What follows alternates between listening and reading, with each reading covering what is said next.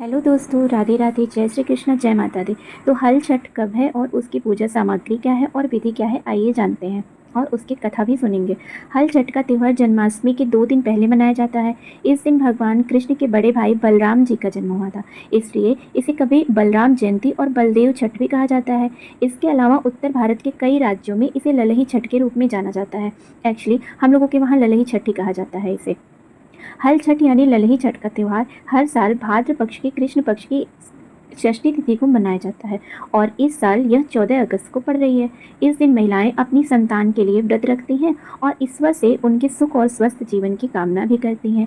ऐसी भी मान्यता है कि इस व्रत को रखने से धन धान्य की भी प्राप्ति होती है। बता दें, हल छठ को ललही छठ, हर छठ पूजा, बलराम जयंती, रांधड़ छठ, कमर छठ, चंदन छठ, पिन्नी छठ इत्यादि कई नामों से जाना जाता है। हल छठ की तारीख, मुहूर्त, पूजा विधि क्या है?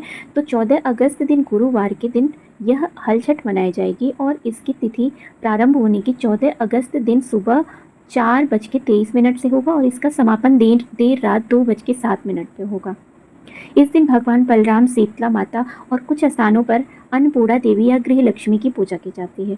इस दिन की पूजा में खेती बाड़ी से जुड़े प्रतीकों का उपयोग होता है, जैसे ललही छठ में प्रयोग होने वाली सामग्री भैंस का दूध, घी, दही, एपड़, गोबर, महुआ फल, फूल और पत्ते, ज्वार के बीज, छोटे मिट्टी के कुल्हड़, प्याले, धान का लाजा, हल्दी, नए कपड़े, जनेऊ और कोस, देवली, छेवली, लाल चंदन, मिट्टी का दीपक, 7 प्रकार के अनाज जैसे चना, जौ, गेहूँ, धान, अरहर, मक्का और मूंग, तालाब में उगाए गए चावल, भुने हुए चने, घी में भुना हुआ महुआ आदि सामग्रियों का उपयोग किया जाता है।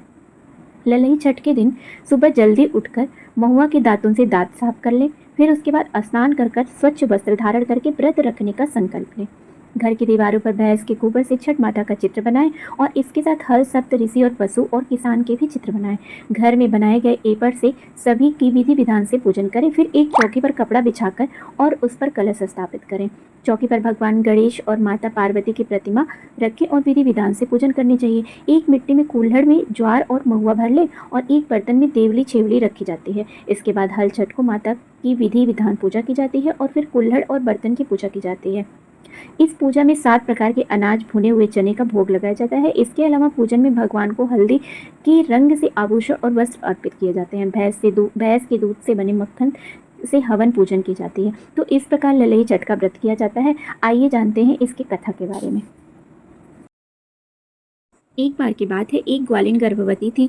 उसका प्रसव काल नजदीक था, लेकिन दूध दही खराब न हो जाए इसलिए वह उसको बेचने चल दी। कुछ दूर पहुंचने पर ही उसे प्रसव की पीड़ा होने लगी और उसने झरबेरी की ओट में एक बच्चे को जन्म दिया। उस दिन हल छठ थी। थोड़ी देर आराम करने के बाद वह बच्चे को कहीं छोड़ दूध दही बेचने चली गई। गाय भैंस का मिला जुला दूध जो वो लोगों को दे रही थी, उसे उसने भैंस का दूध बताया। इस तरह वह गांव वालों को ठग रही थी। तभी एक किसान वहां हल जोतने आया। इस पाप के कारण झरबेरी के नीचे स्थित पड़े उसके बच्चे को किसान का हल लग गया। दुखी किसान ने झरबेरी के कांटों से ही उसे बच्चे के चीरे हुए पेट में टाके लगाए और वहां से चल दिया। ग्वालिन लौटी तो बच्चे की ऐसी दशा देखकर उसे अपना पाप याद आ गया। वह सोचने लगी कि यदि मैंने झूठ बोलकर गाय का दूध न बेचा होता, तो आज गांव की स्त्रियों का धर्म भ्रष्ट न किया होता, तो मेरे बच्चे की ये दशा न होती। अतः मुझे लौटकर सब बातें गांव वालों को बताकर प्रायश्चित करना चाहिए। इसलिए गांव में घूमकर बता दिया कि उसने ठगी की है। अब वह अपनी इस गलती को प्रायश्चित करना चाहती थी। उसने साथ साथ सभी को यह भी बताया कि इसके लिए उसे क्या सजा मिली। उसके सच बोलने पर सभी गांव की महिलाओं ने उसे क्षमा किया और आशीर्वाद दिया। बहुत सी स्त्रियों द्वारा आशीर्वाद देकर जब वह पुनः झरबेरी के नीचे पहुंची तो वह दिखी और आश्चर्यचकित रह गई। वहां उसका पुत्र जीवित अवस्था में पड़ा हुआ था। तभी उसने स्वार्थ के लिए झूठ बोलने को ब्रह्म हत्या के समान समझा और कभी न झूठ बोलने का प्रण लिया। तो इस प्रकार थी एक ग्वालिन की कहानी। अब नारद जी ने देवकी से हल छठ व्रत की अन्यथा कथा कहना शुरू किया। उज्जैन नगरी में 2 सौतन रहती थी। एक का नाम रेवती और दूसरी का नाम मानवती। रेवती को कोई संतान नहीं थी, जबकि मानवती को 2 पुत्र थे। रेवती अपने सौत के बच्चों को देखकर हमेशा सौतिया डाह जलती रहती थी और उसके पुत्रों को मारने का जतन ढूंढती रहती थी। एक दिन उन्होंने मानवती को बुलाकर कहा कि बहन, आज तुम्हारे मायके से कुछ राहगीर मुझसे मिले थे। उन्होंने बताया है कि तुम्हारे पिताजी बहुत बीमार हैं और वह तुम्हें देखना चाहते हैं। पिता की बीमारी सुनकर मानवती दुखी हुई। रेवती कहने लगी, बहन, तुम शीघ्र अपने पिता से मिलने चली जा।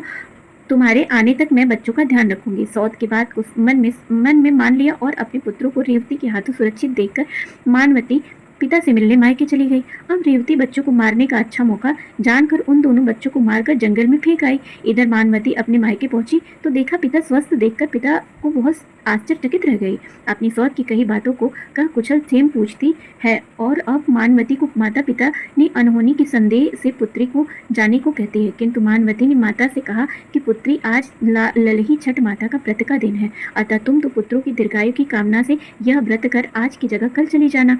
माता की सलाह मान मानवती पुत्रों से स्वस्थ कामना से हल सृष्टि माता का व्रत धारण कर दूसरे दिन अपने घर जाने को निकली। रास्ते में वहीं जंगल पड़ा, वहां अपने पुत्रों को देखकर खेलते हुए देखकर पूछी कि तुम लोग यहाँ कैसे पहुंचे। तब पुत्रों ने बताया कि आपके चले जाने के बाद हमारी दूसरी माता रेवती ने यहाँ मारकर हमें फेंक दिया था, तभी एक स्त्री ने हमें फिर से जिंदा कर दिया।